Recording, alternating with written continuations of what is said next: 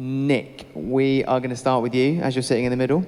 You are just 1 point behind championship leader Jake Dennis, just 4 races to go, 2 double headers.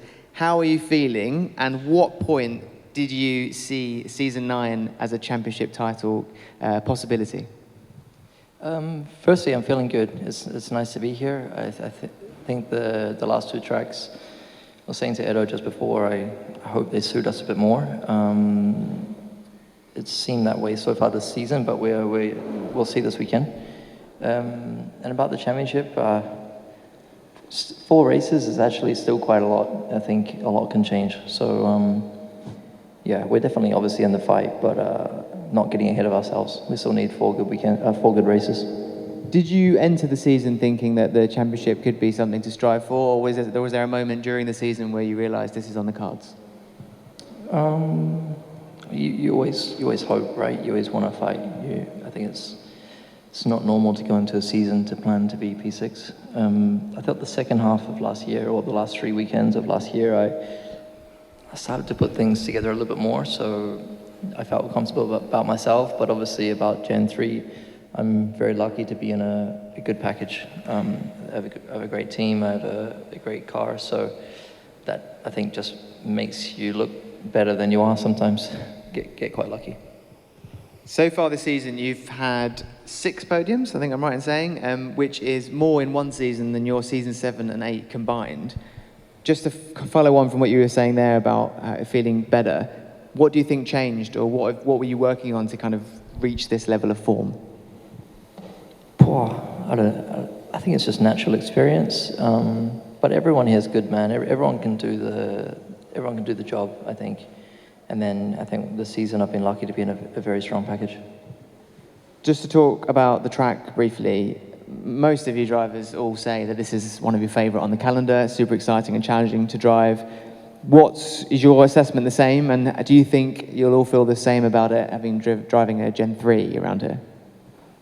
I hope so. I think for me the most exciting tracks have been Cape Town, Sao Paulo, Hyderabad, and this is up there with them. So I really like this style of circuit. You put the balls to the walls, and it's nice. It's a real challenge. So with these cars, I think it still should be really exciting, and to drive should be a lot of fun. Mitch, moving on to you. Looking back to last year, to the bit of history, obviously you won twice here last season from further down the grid than a podium spot to begin with. Different car, but you have had good recent form. Do you feel that a podium could be on the cards? Obviously, we're hoping so. Obviously, history is great. We've had a good run of form here with the Gen 2 car, but I think things have reset a bit this year. I still think it's a track that maybe suits me, but we still need to make sure that the car's in the right window. There's been a few surprises this year, like going to like Jakarta, going to Berlin. 2 tracks we've been bad and good at in the past. It was the opposite this year. So I think history is obviously fantastic to come in with a good frame of mind and confidence, but you can't be naive to think that's going to be copy and paste. But yeah, I'm feeling good. Obviously, it's a different time of the year, so that changes things. We normally come here when it's a little bit cooler, so that with a combination of the new car, it could really throw things up. But yeah, it's definitely a good place for us to come to at this stage of the championship. So now, fast forwarding to where we are now, given how consistent your performances have been over the last few races and the season, with 2 double headers coming up, does this now present a big championship opportunity? Yeah, I think there's still a lot of points up for grabs. So I think in my position, I need to obviously try and bridge the gap a bit this weekend. All the other guys have been scoring really well at the same time as me, so I've not been able to make the impact that I would have maybe liked, but I'm still there, which is the main thing. Yeah, obviously there's still a decent amount of points up for grabs. So 30 plus, I think 32 points something off Jake. That's one good race for me, one bad race for them. Things change quick, but obviously I'd rather be in their position than mine. So look, I'll just take it as it comes. There's still 4 races left. There's still lot of opportunities to be had, but I definitely need a strong weekend to be able to take the title fight from my side into London. Just to follow on from that, on how you'd go about achieving that. At the moment, you're just outside of the top 3 in the championship, but so what do you think needs to be done for that final push to be on that podium in London? Yeah, I just need a strong weekend. Obviously, copy and paste from last year would be amazing, but we know that's almost impossible to do in this championship. Yeah, obviously, a lot of it depends on the other guys and where they finish. You know, as I said, they've been running well as well, so they're also very consistent. When I've been scoring big points, so have they. So just, I guess I need to have a stronger result than them. I think it's relatively obvious, but if I can bridge the gap a bit more to take it to London in a healthier position than where I'm now, that's something I'll definitely take right now. So yeah, a lot can happen in these 2 races, but that's kind of, yeah, I'm trying to be, you know, put too much pressure on the situation. I feel like I haven't got much to lose, and if I want to have a good stab at this title, I need a strong weekend this weekend.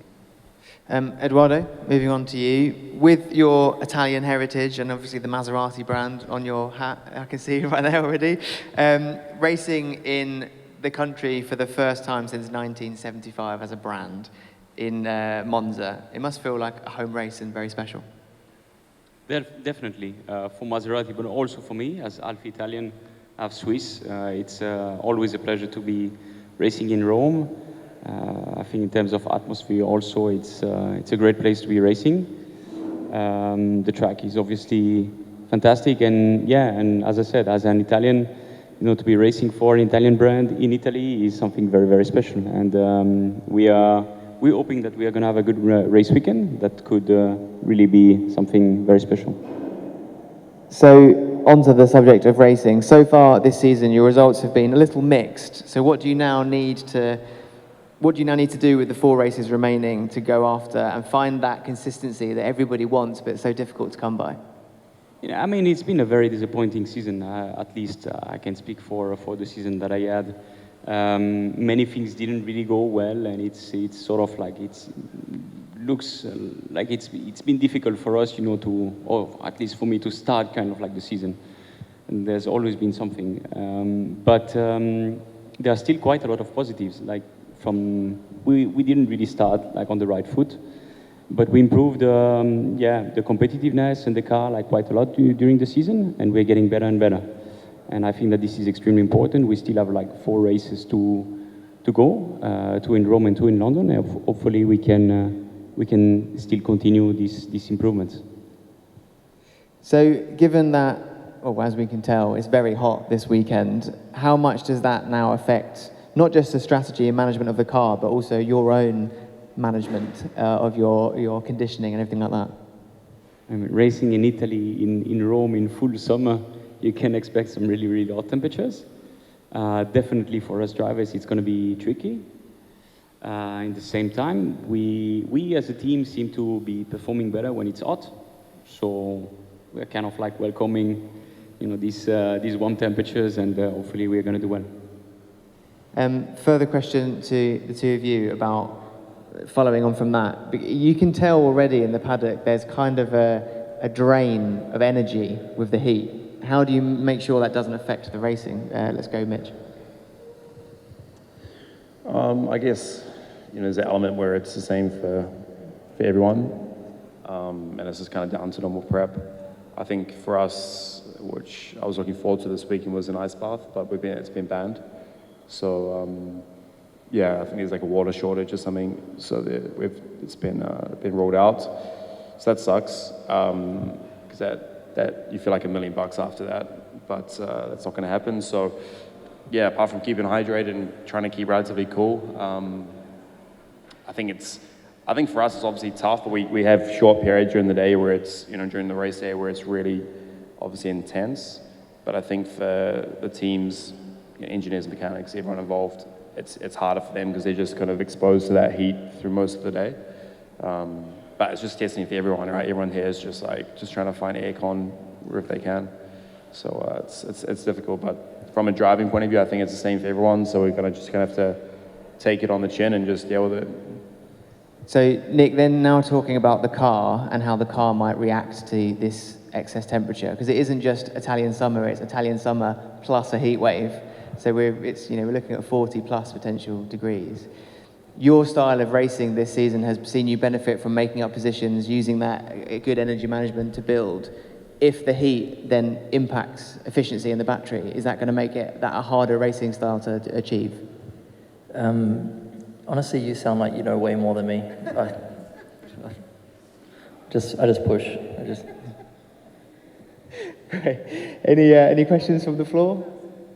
Okay, I've got a question for Nick. In the last races, you had to start off the middle part of the grid, and in a track like Rome with the difficult overtaking spots, how important is to have a good qualifying lap, also for the championship standings, for the points given from the pole position? Thank you. Yeah, qualifying is always important, I think. I think you have obviously some tracks where it matters a bit more, a bit less, but if I could choose, I would choose to start on pole. There's no secret. So, yeah, let's see what happens. Any other questions? No? Okay, you're off the hook, guys. Thank you very much. Thank you.